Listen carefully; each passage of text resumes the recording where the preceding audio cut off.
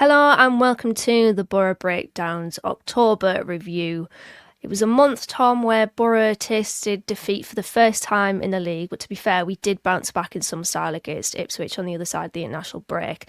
The two performances that followed, though, have probably raised more questions than answers, it's fair to say. But 4 games played, 2 wins, 1 draw, 1 defeat. What's your thoughts on Boro's October? Well, we were always going to lose at some point, weren't we? I think it'd be very difficult for any club to go undefeated all season. Although watch Coventry go and do it now. Oh no, yeah, don't say that. But yeah, it was always going to happen at some point, and I think we've spoken about it on our regular podcast that there's never really been, other than maybe Ipswich, which I think we were all buzzing over, there's never really been like a complete performance this season. And I said on our most recent podcast, it's a great problem to have. You know, we were sat there having a conversation about how Boro could improve and like complaining about certain aspects of it, but we sat second in the league. A lot of clubs would love to be in this position. So I knew it was going to happen at some point. Didn't make the performance against Portsmouth any better to take, and then that goes for the one against Wrexham as well. The one against Ipswich was much better. Sheffield Wednesday, fair enough. We could have had 1 or 2 more, potentially a penalty, but it's also probably the kind of game that we would have lost in previous seasons. So you've got to be happy with it. But that still doesn't mean there's, nowhere to improve, because I think there's still lots of areas that this team can improve and we can get better from them. Yeah, I think you can either look at it one of 2 ways. Either results, and results-wise, I think Boro have... it's past the threshold of good, Boro's October. Can take the defeat. We're going to lose, as you said. It's going to happen. We likely won't go a full season without losing. Even Arsenal's Invincibles lost in the Cup against Boro. So, it's going to happen that football teams are going to lose matches. And then following it up with that victory against Ipswich was fantastic. We beat Sheffield Wednesday. We drew against Wrexham. I think if people were to have asked Boro fans what they would have wanted from that 3-game week of Ipswich, Sheffield Wednesday and Wrexham, they probably would have said 7 points is good, right? Maybe not in the order that we've seen it, but still pretty good. However, if you look at the performances of the 4 games, 3 out of 4 of them, I think Boro have been poor. They were poor against Portsmouth, they were poor against Sheffield Wednesday, and they were poor against Wrexham. And so that leaves the Ipswich game as a bit of an outlier, and I feel like that's aged a certain way. I still love the game. It was a brilliant night at the Riverside, really enjoyed it, and was absolutely buzzing on cloud 9 after it. But I feel like that game reflected more on Ipswich than it did on Boro. You know, when we're podcasting afterwards and we're thinking, Rob Edwards has found a good bout of, goodness, and we can springboard off that. I feel like it was more to do with Ipswich just being really expansive. And I don't want to discredit Boro, but they did help us in that game. Yeah, absolutely. I mean, you look at some of the chances we created, we had a lot on the counter-attack. I'm specifically thinking there was I can't remember who it was who played it, but there was a crossfield ball, which I think it was Tommy Conway that brought down and played Bergzorg in, but they were wide open on the right-hand side of their defence at that point. So yeah, it was Ipswich being expansive that helped there. And look, don't get me wrong with some of these performances. I've said there's areas to improve on. You've said you think Boro have been poor in 3 of the 4 games. If we go the entire season being poor and needing stuff to improve on, but still getting the results that we're getting, fine. If it gets us out of this league, fine. But that doesn't make it any kind of less frustrating seeing it and knowing that there's areas that haven't clicked yet, we could be doing better in. And you just want to see us sort those issues out, because we sort those issues out, I think it'd sort a lot out in terms of the creativity and chances up front and scoring goals, which is ultimately what we all want to see. We all want to see a solid defence and us scoring 4 or 5 every game. is the ultimate football fan's dream. At the moment, I would say we do look fairly solid in defence. We generally keep shots at goal to a minimum, and they're usually from quite far out, and Solbrun can deal with them. Great. That's what we had in the promotion season. And you can also back that up with a good shot stopper in goal, like Easy for you to Dimmy. say. And yeah, well, sat for an hour and a half in traffic before we recorded this podcast, Yeah, so I'm we'll blame absolutely drained at the moment. But yeah, you've got a good shot stopper in goal in Dimmy in the promotion season, Solbrin this season, someone who commands the box. Great. You've got a solid defence. You need to build on that and build a creative attack. And I would just say that's where we still look lacking at the moment. I'm sure it'll come eventually. I hope it'll come eventually. I'm telling myself that it's going to come eventually, but it's still an issue for Edwards and the coaching staff to work out. But I think once we do that, and we're not relying on being clinical with a few chances, getting one out with a few chances every game, maybe two, then we're on to a winner with that. But that's still something we need to do. Yeah, there's no saying that Boro will find that balance. But as you said, if we do, we genuinely will have a team that are promotion ready. And I don't mean that as to say we'll get promoted. I mean that as to say that it's a good blend of being solid at the back and efficient going forward to propel you into those playoff positions. And Boro's XG this season is 13.4, which ranks us 20th. It's very lowly. Not great. We need to improve upon that. But our XG conceded is 10.7, which ranks us 24th. And basically with XG conceded, the lower down the ranking you are, the better your defence is. And you limit opposition teams to limited chances or low quality chances. If we can find that just really good area between the two of them where we have a decent bit of balance and we improve our attack whilst maintaining defensive solidity, that's really exciting. It's a little bit unnerving we haven't found it yet because, as I said, there's no saying that we will find that balance, but if we do, we've got a fantastic team. And I think that Ipswich game showed me that if you give Boro space, they work well with it, because we were much quicker in that game. We were much more efficient at getting the ball into dangerous areas. And I think that we looked more threatening, didn't we, in that match you said about the counter-attacks. So I still don't know to this day why Kieran McKenna set up that way.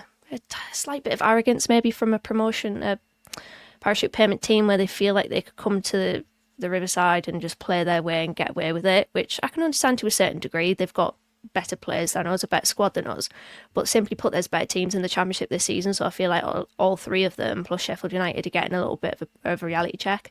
But conversely, against like Portsmouth, for example, and Sheffield Wednesday and Wrexham, if you limit Boro space, they'll really struggle.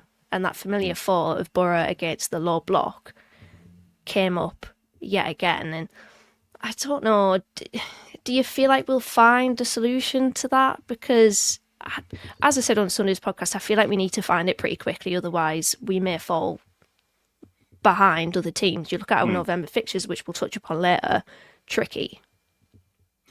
Yeah, I mean, I hope we find a solution to it. But I was just thinking there, it's kind of funny that we're kind of having this conversation now, because it's pretty much the reverse of what we've had for the last couple of years. In the, under Carrick, we were creating a load of chances, but we were quite open at the back.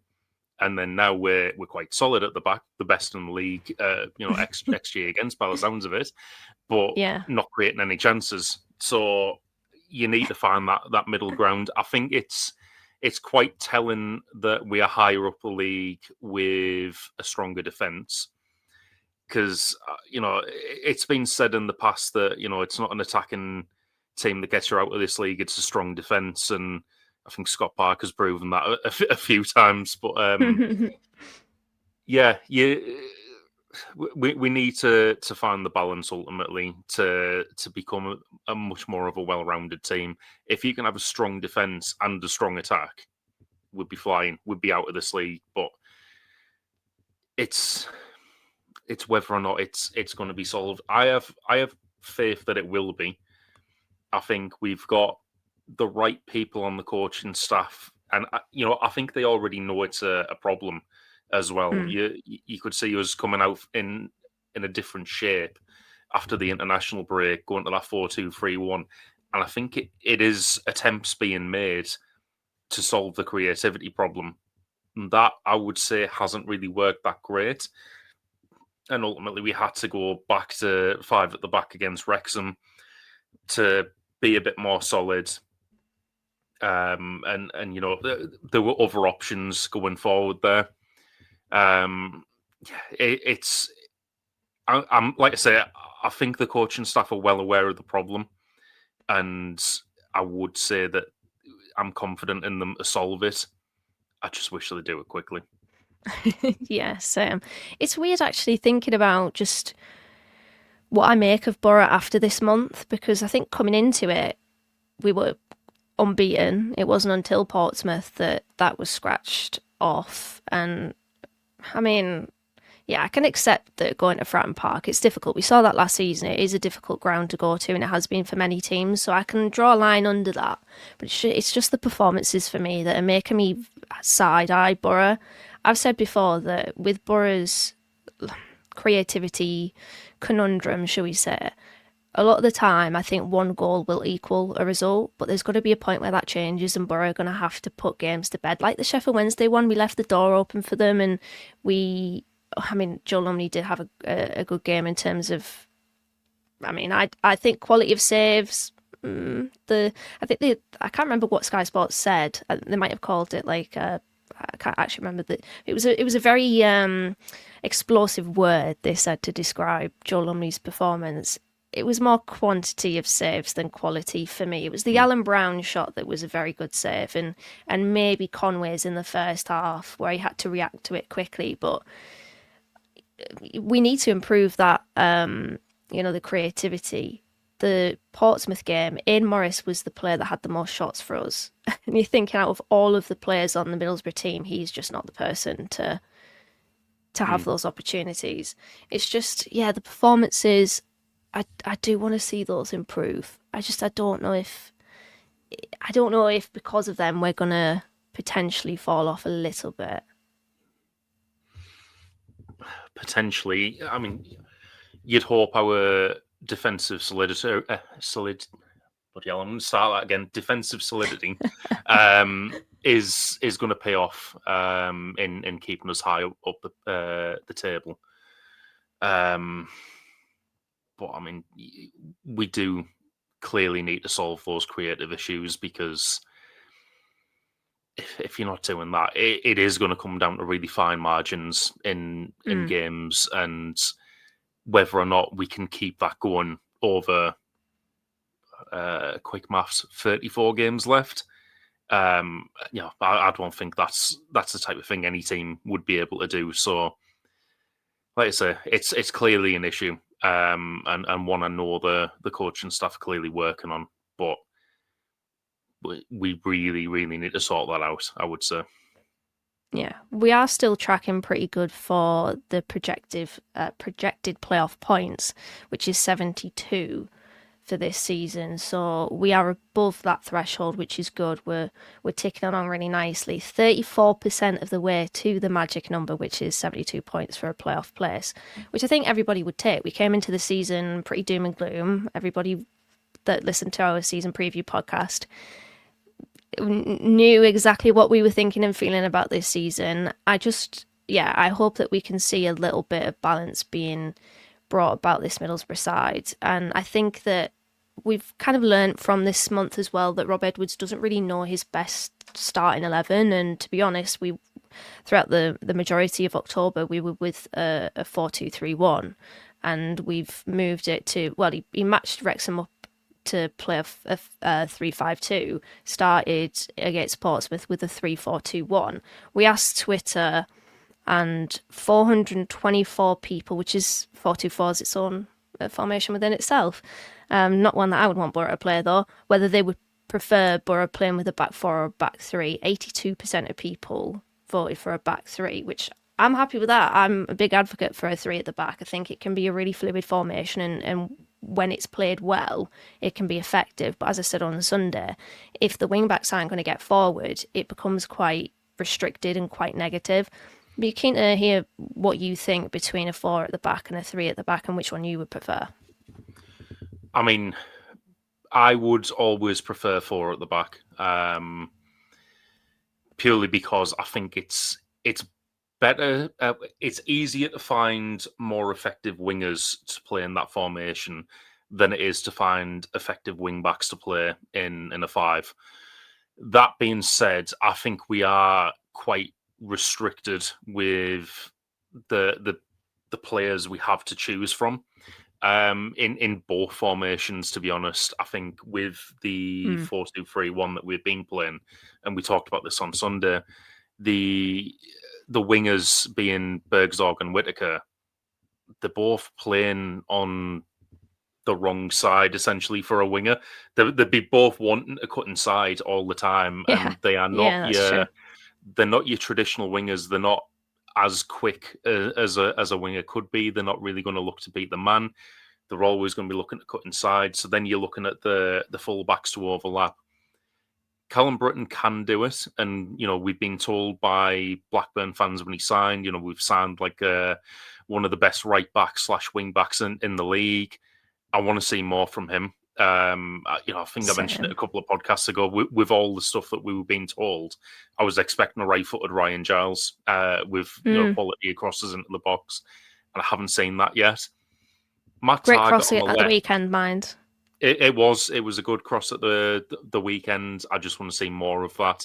And yeah, I agree. I think the thing is as well, though, you can put those crosses in. I mean, I don't think I've ever seen Hayden Hackney win a header that I can think of. So the fact that he towered in at the back post to get that, but I feel like our strikers, the options we have up front, they're not all going to be great in the air to get on the end, stuff like that.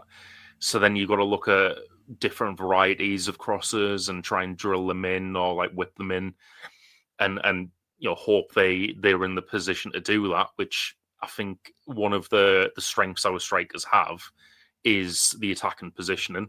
I think all of them need a goal, just to kind of keep their confidence up. But as long as they're in the right place and the delivery is there, they've got that chance. Matt Targett on the left hand side. We all heard the stories in the summer that we were targeting Max Arfston for left wing back, and he was our kind of big target, and ultimately failed to get him. We got Matt Targett. Don't get me wrong, he's had some really good games. He is really strong defensively. I don't think he offers that much going forward. So that's when you probably look in January at signing a more attacking option for that left wing back role. But it's difficult for both formations because if you play that 4-2-3-1, we don't have the wingers, so you're relying on the full backs to get up, overlap, and get the crosses in, and only one of them is really renowned for doing that. Yeah. You go 5 at the back, and then you've got Callum Britton who'll go forward, but then not really much going forward from the left back position. So then you've got to try Silvera, who I really don't think is a left wing back at all. I would much rather him be the backup to Callum Britton and see if Bangura can hold up for more than 45 minutes before getting injured again. But 10 seconds more like. Yeah, I'd like to hope that his injury troubles are behind him and we can get Bangura in at left wing back, because I think that could be a potential fix for that position. But then, like I say, at the same time, you've got to make sure you're getting the right sort of crosses into the box in either formation. And I just think with the options we have, I'm not sure what's the best formation to get the best out of them. Yeah, it's going to be difficult for either formation, I think. I put my vote towards a 3 at the back, and it could be the 3-4-2-1. It doesn't have to be. It can be a 3-5-2, I guess. But we've got so many number 10s, it probably has to have two number 10s in the formation, right? So let's just say the 3-4-2-1. But I think the onus has to be on Callum Britton, and I don't know if I'm putting too much on him. And I don't know if there's maybe a tactical intricacy that I'm missing, because I feel like this is not the first time that I and we have discussed the fullback not getting forward enough. We saw it with Lucas Engel as well immediately after that Ryan Giles season. But I don't know. I can deal with and accept that Matt Targett is going to be a little bit more of the conservative one. And then maybe we can shift it to a four at the back on the transition and on the turnover. Sorry, yeah, on the turnover, not on the transition. And then push Callum Britton forward so that you can become one of the more attack-minded players, one of the forward players, if you will. I've seen it sometimes from Callum Britton. We saw it quite a lot in the Ipswich game, but again, I think game state, it was so open in that match. It was basketball at times, which made it a fantastic watch. But again, as I said earlier, it does make me side-eye that performance is reflecting more on them than it does on us. I just want to see more from Borough's wing-back area, but particularly Callum Britton. And you spot on to mention Bangura there. He could be a fix for that left back. I wouldn't even say that the left wing back's necessarily a problem that needs to be fixed, but can just add something different to what Matt Targett isn't. And he was on the bench against Wrexham. It's just he cannot be trusted in regards to his fitness. It's been such a shame, because I think in terms of what the little that we've seen of him, and I say little because I don't feel like we've seen anywhere near enough from Bangura, even though he's been at the club for about, 2 years now. But what I've seen of him, I think he'd be perfect for a left wing back and an attacking one at that. So fingers crossed he can maintain some fitness, but it's been a big, big problem for him. Should we talk about key performers then from October? Anybody stand out for you in this month? Well, Solbrun had his big moment against Ipswich. Yeah, watched that earlier. Still love it. What a moment. It was great, and I was really glad that he got it. I would probably say him. Hackney's had a good few games.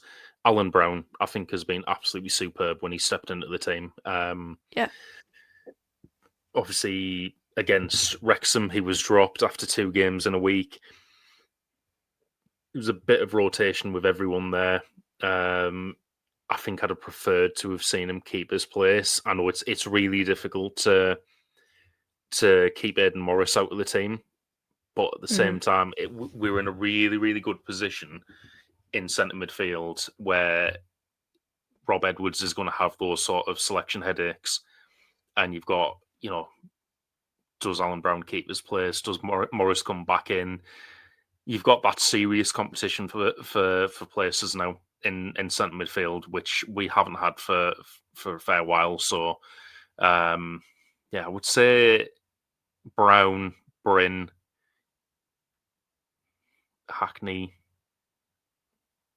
You know what? Give props to Whitaker as well, because he's finally broken his duck with his first Boro goal, and then got a second one in quick succession. And you know what? Bergzorg's played well in the games he's been in as well. So I think both of those deserve some credit. Yeah, I would agree on Brown 100%. And I would also agree that it's just good to know that you've got a deputy midfielder there that could easily start the next game and nobody would have any qualms about it. If that was Dan Barlaser last season and he was starting, my God, there'd be pitchforks being aimed at him. So that's good. With Whitaker, I do have something to say, and I'm going to be very consciously delicate about this. He still needs to do more in general play. I think he's got still a long way to go to win Boro fans back, because goals speak volumes with players, and he got the 2-2 against Ipswich and Sheffield Wednesday. But I still think he's poor in his general play. His touch, his decision making, looking after the ball, it just needs improvements. And I hope that doesn't come across as too critical, because obviously I do know that he's had a confidence boosting week or two, but I still want to see more from him, more of a challenge to Whitaker, I'd say, because the goals, as I said, they'll speak volumes, and at the end of the day, when you look at Fotomob or whatever, it'll have the 2 little footballs next to his name in 2 games, but I still feel like he needs to do a lot more. Yeah, I would say that's more constructive than anything there. It's something I would like to see from him. And you know what? I don't think this has ever been part of his game, but it's stuff that everyone's always evolving, always learning. You should be able to add stuff to your game. I'd just like to Yeah. see him be a little bit more aggressive and a little more kind of fearless. I noticed this against Wrexham. You mentioned about his touch sometimes. His touch would take the ball away from him, but then if it was looking like a 50-50, I feel like he just backed out of it a little bit Yeah, and he's not that type of didn't player, is he? yeah, he didn't want to risk the contact. Whereas I feel like if you're quick and you can get there first and nip in, you can draw a foul there. Like you don't Yeah. have to go in and be like try and win this 50-50 and absolutely clatter through the other player. Just nip in, get the ball away, win the foul, and ultimately you might have to overcome a little bit of a fear of getting hurt there, and probably pick your situations because you don't want to be going into the ones where someone is diving in with 2 feet or anything. Just be a bit clever about it, and that is potentially a way that you can win fouls and get us up the pitch a little bit further, which I think I would prefer that over not wanting to get hurt and losing the ball there. And I feel really bad about saying that because it's easy for me to say that you should go in and not be scared of getting hurt. Everyone's probably been in similar situations when they played 5-a-side, 7-a-side, 11-a-side, whatever. You don't want to get hurt, but it's overcoming that and being clever and picking your situations to draw a foul when you're not going to get hurt.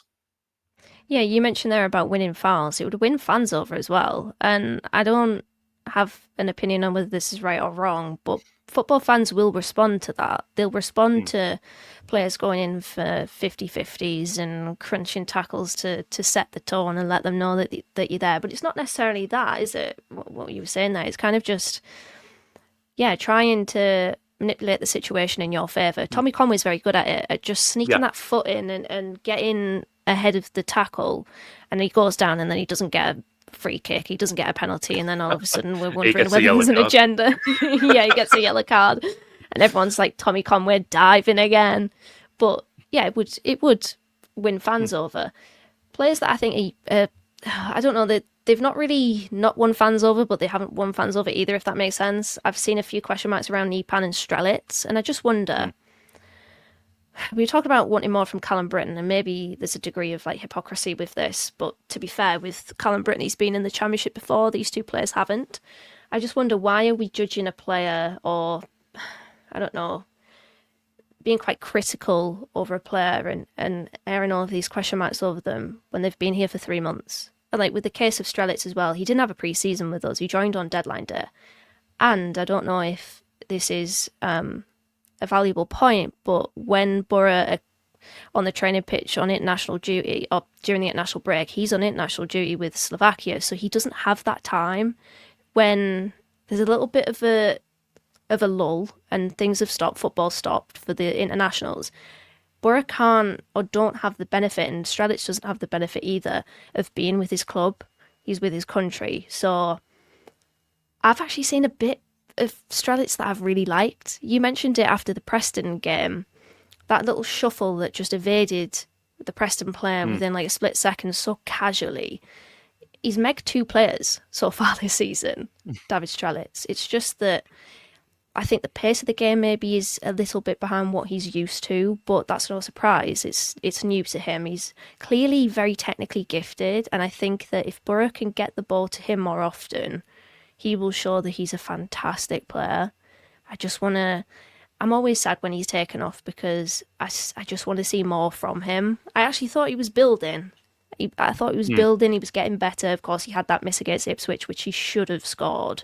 Quite funny that he was on the floor in almost the fetal position, acting like he just clanged the post or something, probably just to stop the embarrassment. But yeah, he should have scored that. But I've seen good bits from Strelitz that I think is worth mentioning, even though it doesn't end in a goal or an assist or even a chance. But I just see little bits that if we could build on that, it would be a good player. Like with Nipan as well, he's 18. Like we mustn't be scathing in the assessments of these players yet, because it'll take time for them to bed in. With Nipan, I think the word that has kind of cursed him and led to this in everyone's eyes is Wonder Kid. And, Yeah. knowing the reputation he had when City signed him, and, he did, he had that really good bit of play against Preston, and we're like, this kid is going to be fantastic. Forgot about that, actually. And we haven't seen much of that since, and I don't know if it's the way he's kind of being asked to play. Maybe he's still getting used to the league a little bit. I mean, it's his first taste of football outside Norway, so it probably is the case. But I think in his case, probably more than Strelix as well, it's the reputation he had coming in that we all just thought. I'm sure I had someone compare him to Janino before, saying God. there was kind of like similar vibes after the Preston. Wasn't game. that Janaj Fjortoft? Didn't Janaj Fjortoft kind of maybe? I don't know. Give this little. I don't know if it was, and I'm sorry to Janaga if it was. I might have just seen it on Twitter or something, but like everyone was getting really excited over him, and rightly so after Preston, but. Yeah, I think in his case, his reputation's gone before him, and we were all, as soon as that happened, a lot of people were just kind of expecting him to be able to take on an entire team by himself and curl one top bins. And yeah, I would like to see a lot more from Nipan, but I'm not kind of going to be on his back about the performances so far. And same with Strelic. Same with Sen, same with anyone who's kind of come in and is adapting to a new club in a new country. It's going to take time. And, like we've seen it times before. Latte laugh, how many games did he go without a goal when he first joined? And everyone was thinking, what have we signed? Because was it 7 or 8 games and he's like missed sitters and stuff. And then he went on an absolute purple patch of form, and he was everyone's favorite player. I'm sure it'll happen. The scouting teams had more wins than losses with recruitment in recent seasons. We just need to find the way to get the best out of them. Yeah, and I think what doesn't help the cause of Strelitz and Nipan and Sen and Hansen is that, well, less with Hansen because he's not really got many starts, has he? But it's constantly chopping and changing up front. I think that's more of a hindrance than a help. I know that Rob Edwards has a lot of options at his disposal, and maybe there's a degree of overthinking about it, which I think has been something that Boro fans have made the point of recently, that he's overthinking it. I honestly think if you have Conway as the number 9, Strelitz and Nipan as the 10s, just let them play consecutive games, let them build up a partnership, and then just see Boro improve from there, I think, because you're not going to... I just don't think you're going to see it if it's Sen starts one week, then it's Conway starting the next week, then it's a different formation, then it's different 10s, then we're playing 4-2-3-1. It's just... the consistency or the lack thereof, I think, is really hindering Boro. And it's understandable from the perspective of the coaching team, because, as I said, they've got a lot of options at their disposal. I just think maybe he is overthinking it, Edwards, and that he needs to improve upon that. Let's talk about some Boro fan tweets then, because I mentioned Sonchi Hansen there. There's been a couple of people suggesting that he should have started against Wrexham and how isn't he getting a game. Dan the Cool on Twitter said Hansen must be livid not getting a game ahead of most of that team. Thoughts on that, Tom? Hansen not getting a start? Do you think he should have against Wrexham? Do you think he should start more frequently? I think the thing is, what everyone's forgot against Sheffield Wednesday and against Wrexham is before the Ipswich game, he'd just come back off international duty, apparently with a shoulder injury. Now, none of us know how bad that shoulder injury is. Obviously, it's not too bad if he's on the bench, but he might not be 100% yet. So I was the same when when I saw the lineup against Wrexham and when I'd seen the subs at half time. I was like, I'd really like to see Hansen because I enjoy watching Hansen play. But then I remembered afterwards about that injury, and I'm like, I do kind of wonder how bad that is, if it's maybe affecting him getting on the pitch. Him not getting in the team when he's fully fit, that's a different question, because this is another thing where I think we're kind of like hamstrung by the formations we try and play. If we try to play that 4-2-3-1, could he fit in on one of the wings? I'm sure he probably could do. But then it comes to like, who do you put on the other wing? It's probably going to be Sammy Silvera at this point, or keep Bergsorg or Whittaker in one of those roles. We don't really have any out-and-out wingers. I think Hansen's probably as close as we'll get, because he's got that quickness and the ability to beat a man. Haven't seen much of his crossing ability just yet, so I can't really comment on that.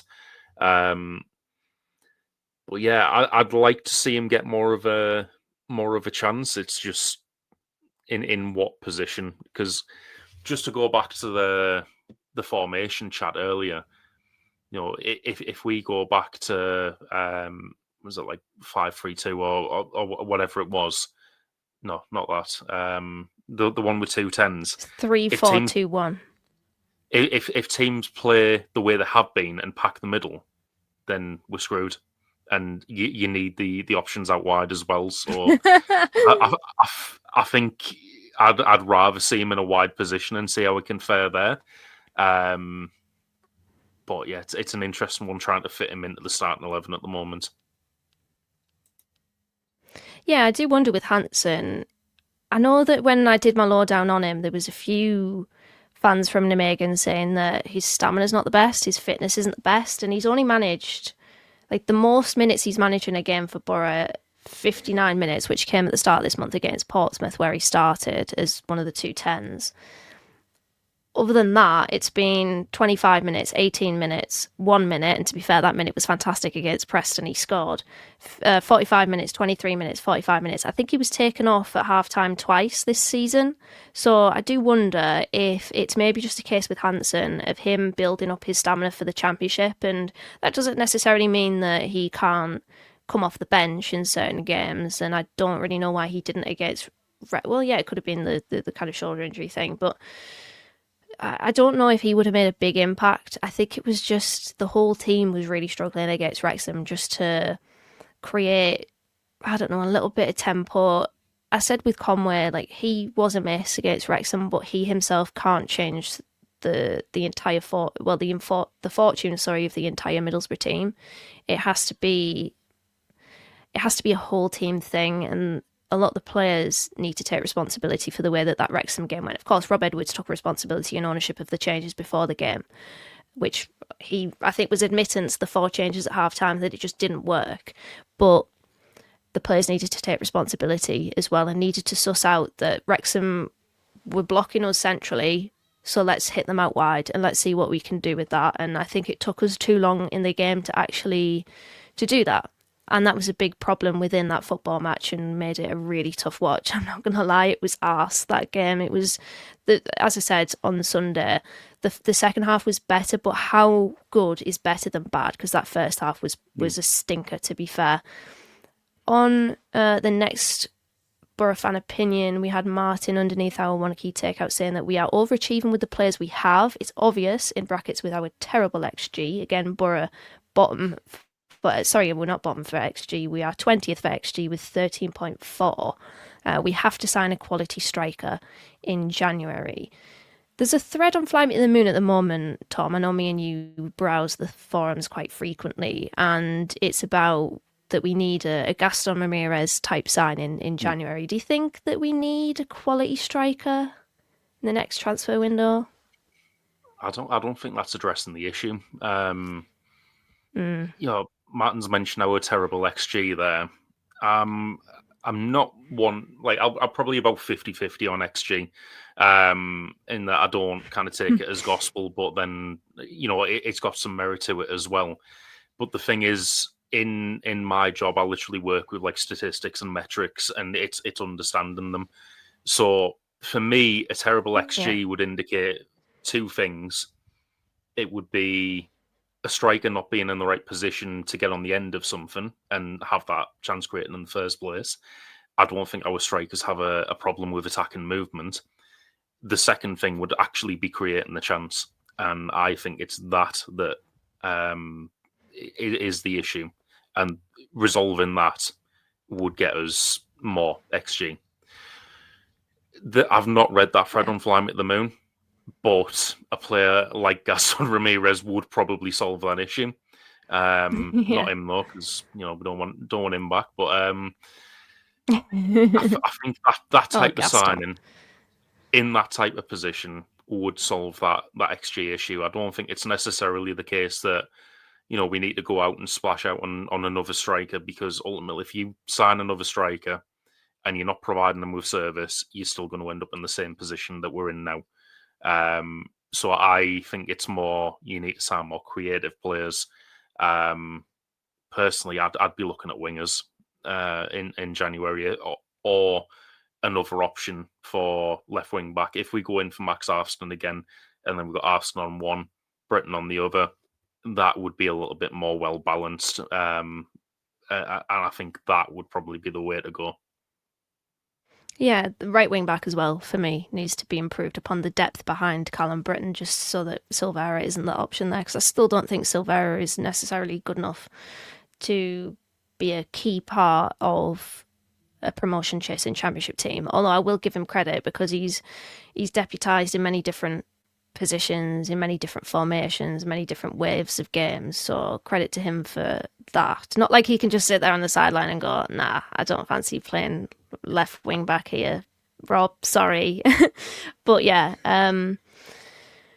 I don't think we need to sign anybody right now. Well, we can't sign anybody right now, but the thing that I think that we need to do is just allow these creative players time to bed in. As I said, with the consistency or inconsistency with the team selection, that's hindering Boro, I think. So if we just maintain a little bit of consistency within the team selection and hope that these partnerships are bred from that, that's what we need more than attention in like the attacking areas of the pitch. Of course, people will look at XG and say that it's a striker problem, and I do think that it can be. It can be sometimes how strikers themselves can put themselves in better places on the pitch and in the box to increase the quality of chance that they have. But I do agree that oftentimes it is the service to them, and to be honest, we're not getting the service to certain strikers. Like, I feel sorry for Sen, because he got a little bit of stick at the weekend for being anonymous. But then a lot of Boro fans were saying, well, where was his service? And it was non-existent. The gap between, I think, him and the rest of the team was too big. And it's not the first time that Sen has started and been starved of service. He started against Preston, was starved of service because we were just pillowing balls out of play. It was ridiculous, the amount that we just lofted forward and they would go out for a bloody goal kick. Against Portsmouth, struggled to get him into the game, struggled to get the number 10s into the game. I think they had the fewest touches in the first half, and I think the trio up front had the fewest touches in the whole game. And then against Wrexham, the exact same. So it's a service problem to Sen in particular, and you could probably say the same for basically whoever plays that number 9 role, which is really disappointing. Let's move on now to Boro's November fixtures, which look fairly difficult on paper. Right then, so Boro's fixtures in November are as follows. We start with Watford away, then Leicester away, Birmingham at home, Oxford away, Coventry at home, and Derby at home. Tom, what stands out there for you? The thing that stands out is we've got a tough week coming up. As bad as Watford played against Coventry, and on the way back from the match at the weekend, I heard Mado saying he'd watched it and how poor Watford looked. I just feel like Vicarage Road is a cursed place for us, and it's not an easy place to go to.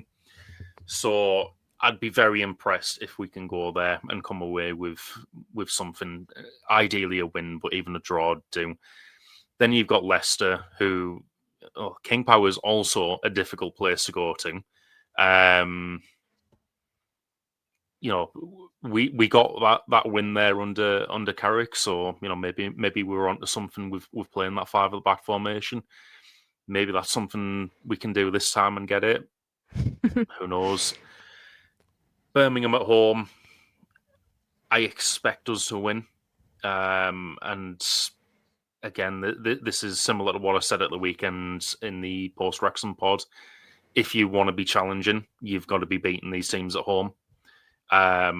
It's still going to be a tough game, though. Then you got Oxford, who, I'd expect us to go there and win. And I think, was it last season we beat them 6-2 there? Was it?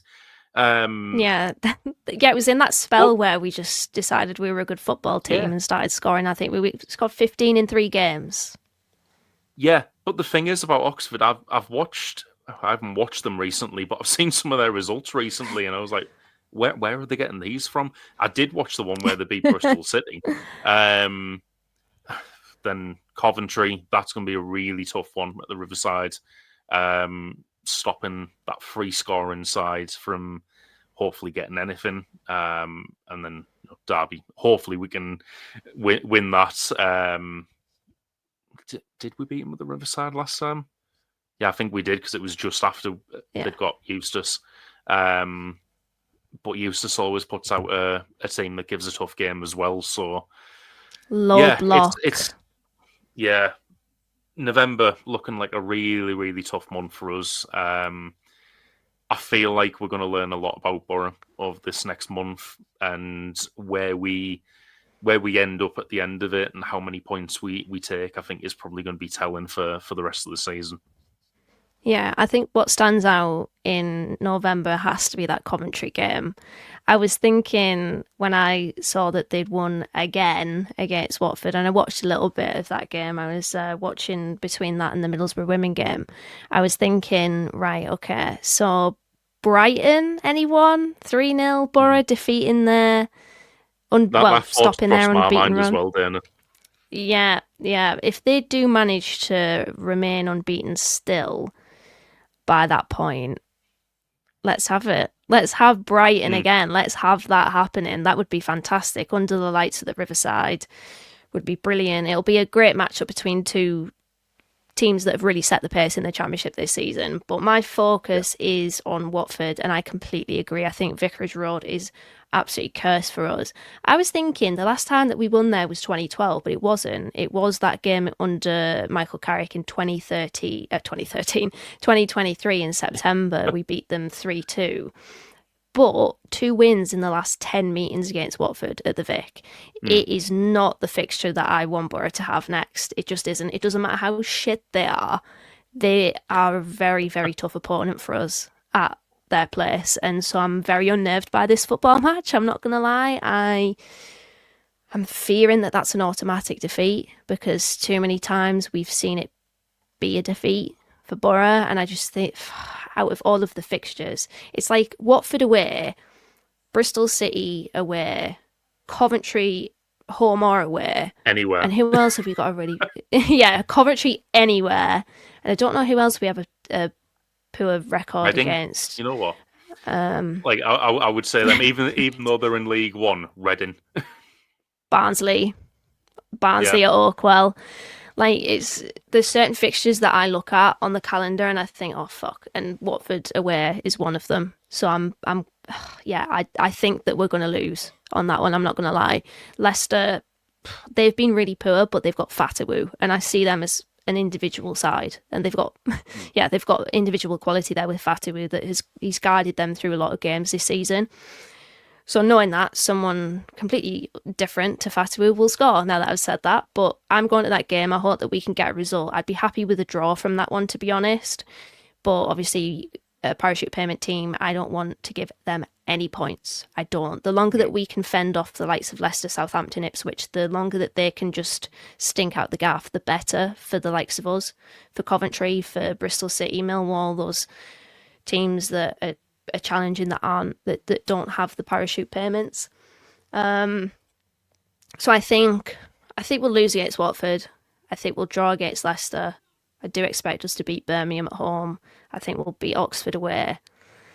Coventry is interesting. We haven't beaten them in our last 8 meetings, and we've blanked 6 of those 8 games. So not only do we not beat them, we don't score against them a lot of the time too. So it's got to end at some point, hasn't it, Tom? It's got to end at some point, and it will. Yeah, Just it can't go on like this, can it? Honestly, it's this season is the season. This season is the season that we beat Coventry. I can't wait for a stray Coventry fan to clip that up, because I have mentioned Coventry, and if you mention Coventry, then about 15 of them spawn around you in your vicinity. So someone will be like behind the door or something. I'm going to say we beat them. Just going out on a limb and saying that, and then I think we beat Derby as well. So yeah, loss, draw, win. 4 wins in a row. That would be quite something. I know, that doesn't seem right. I feel like I've gone too confident and optimistic there. But yeah, that's 3, 6, 9, 12, 13 points from that month. What are you reckoning, points-wise? Oh, I'm not predicting anything. I don't want to anger the football gods. Probably like 6 losses in a row. That's, if you're listening, that's what I think. But no, it's going to be 6 tough games. There's only 2 of them I would look at and say I expect 3 points from it, and it's Birmingham and Derby. The other ones, same, I think, actually. The other ones are going to be really tough games, and yeah, I'm looking at that Oxford one as like a potential banana skin as well, because they seem to have picked up some good results recently, and this is me being absolute casual. I couldn't tell you what any of those results were, but I watched the one against Bristol, and I've seen them popping up from time to time with wins, and I was like, right, they're doing a lot better than I expected them to this season. So yeah, I'd say a minimum of 6 is my prediction. I've gone way too bold, haven't I? I mean, when I was thinking about this, yeah, me too. When I was looking at this for this podcast, I was actually thinking back-to-back defeats against Watford and Leicester, so I might stick with that, actually. Beat Birmingham, beat Oxford, draw against Coventry, beat Derby. So 10 points from that, right? 3, 6, 9, 10, yeah. I'd be happy with 10 points. Honestly, if we can return 10 points from October, fine by me. I know that it would mean that by what I've said there, we get beat back to back, but yeah, I can accept that. We're going to do that at some point as well, by the way. That's going to happen at some point where Boro lose back-to-back games. It's just how we respond to those back-to-back games that may tell us just how good Boro are. But yeah, we will wrap things up here for this episode. It's been something different for the Boro Breakdown podcast. If you've enjoyed it and want to see more monthly reviews, please let us know. Positive feedback or any feedback is really appreciated from all of us. If you've watched this on YouTube, please make sure to like it and subscribe to the Boro Breakdown YouTube channel, and pop us a comment on Spotify as well. It's been brilliant to see those come through. But we will be back with an opposition preview for the Watford game in the coming days. Until then, take care and up the Boro Breakdown.